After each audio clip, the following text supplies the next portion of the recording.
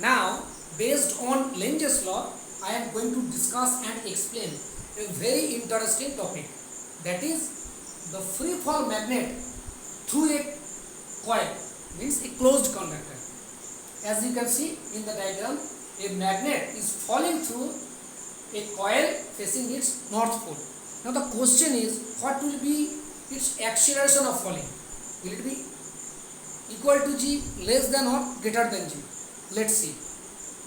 So when the magnet is released and since it is falling towards the coil, so according to Lenge's law, obviously it will oppose its direction. So it means since north pole is close to the coil, it is moving closer, so obviously the direction of the induced current is such that it will oppose its motion.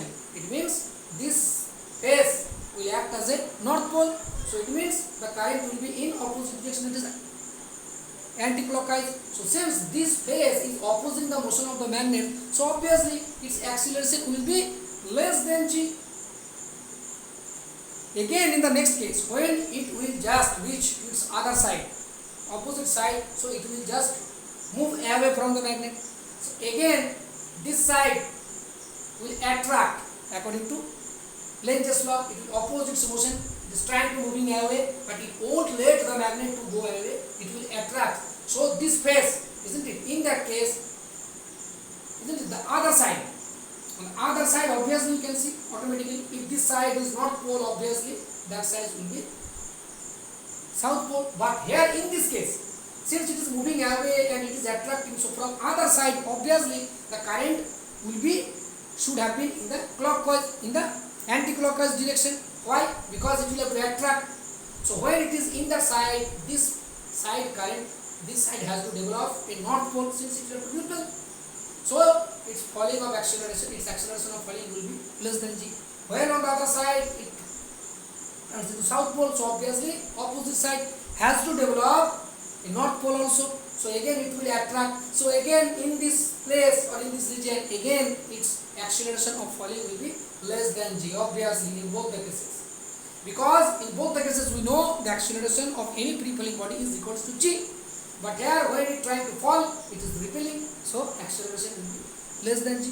When it is trying to fall with acceleration g, it is attracting, so again less than g. Clear? I think clear. So now, so far in electromagnetic induction whatsoever we have just got, what we have got? Induced current and its direction. Clear? So from third law we have already known about that. From the Lenge's law we get that its direction, but not a definite. That is, its direction is opposing the region of its creation, but it which side, left, right, up, down, what? This can be obtained only by using Fleming's right hand rule. So the direction of the so-called induced current which we got, which is obtained during the phenomenon of electromagnetic induction, only can be obtained, that is the definite. Okay, we can, from Lenge's law, we can say the statement of its direction, that is what is the characteristics of its direction, isn't it? The third law of Faraday's electromagnetic induction, that is Lenge's law, only tells us about the characteristics of its direction, means the characteristics of the direction of the induced current. But the definite, that is specific direction, we can only be obtained from Fleming's right hand rule. Since it's Fleming's right hand rule, so one thing arises in our mind, that is obviously Fleming's left hand rule, isn't it? So I will compare between both the rules, okay, few minutes later. So Fleming's right hand rule. So what kind of rule? This rule is also called dynamo or generator rule. Means AC. Dynamo or generator means where AC current is produced. So this is also called generator rule or dynamo. It means in dynamo or generator, this law is generally used. Okay. It is also used to find out the direction of the induced current that we have saw. Okay. And also the motion or force on electron, that is any negative particle. Clear? So what is Fleming's right hand rule? Simply Fleming's right hand rule. Clear? We have already learned about Fleming's left hand rule, but now it is right hand rule. Right hand rule means it gives the direction of the induced current in a closed conductor placed in a magnetic field. Clear? So this is Fleming right hand rule.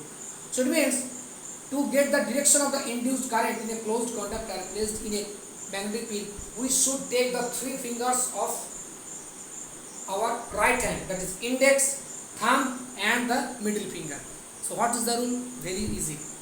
Now if we keep the three fingers mutually perpendicular to each other, you can see index between the angle between the index and the thumb is 90 degree. Again the angle between the index and the middle is also 90 degree. Again between the thumb, the angle between thumb and the middle finger also 90 degree. So if we place our three fingers of our right hand, that is index, middle finger and thumb, mutually perpendicular to each other, and if we stretch like this, don't loosen, listen to stretch, and if the index finger indicates the direction of the magnetic field, the thumb indicates the direction of motion or force acting on that conductor, then middle finger indicates the direction of the induced current. Very clear? This is Fleming's right hand rule that we all have learned. But one thing I would like to tell you, from Fleming's left hand rule, we have learned that this rule, Fleming's left hand rule, is applicable in case of direction of motion or force acting on a positively charged particle placed in a magnetic field. But one interesting thing I would like to tell you, and you need to know, that is Fleming's right hand rule is not only applicable in case of finding the direction of the induced current of a conductor placed in a magnetic field. It is also, few people know this, okay, that is it can also be applied in case of direction of motion of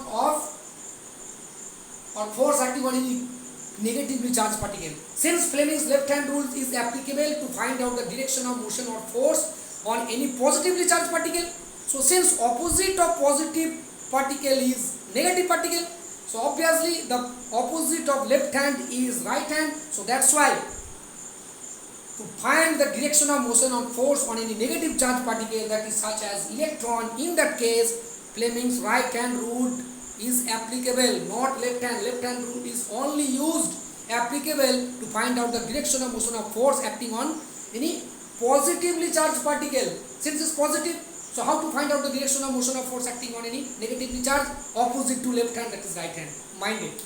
Okay. So now we are going to compare between Fleming's left hand rule and Fleming's right hand rule. Obviously, Fleming's left hand rule is known as motor rule. Clear? Any kind of motor, AC or DC whatsoever. Now, Fleming's right hand rule is on dynamo rule. Dynamo means generator rule. Clear? Now, this left hand rule is generally used to find out the direction of motion or force on any positively charged particle, as I told. And it is on the negative charged particle and direction of induced current that we have seen in electromagnetic induction. Left hand rule is generally applicable in case of conversion of electrical energy into mechanical energy. That's why it is a motor, isn't it? When we switch the plug in any socket, it means we are using the electrical energy. Then it applies a torque or force on the mixer, grinder or anything. Then it rotates the motor. Then we get the mechanical energy. And through this mechanical energy, we generally paste or grind the substance, isn't it? So using electrical energy, we are performing what? Through mechanical energy. So left hand rule is applicable in this case. Whereas right hand rule is applicable in case of transformation of mechanical energy into electrical energy. That is generator, we push the handle, that is nothing but the mechanical work, that is mechanical energy, and we get electrical energy, yes, generator. 4. It works on the principle of magnetic effect of electric current. Whereas Fleming's right hand rule depends on, that is, electromagnetic induction. Clear? So this is all about the comparison between Fleming's right hand rule and left hand rule.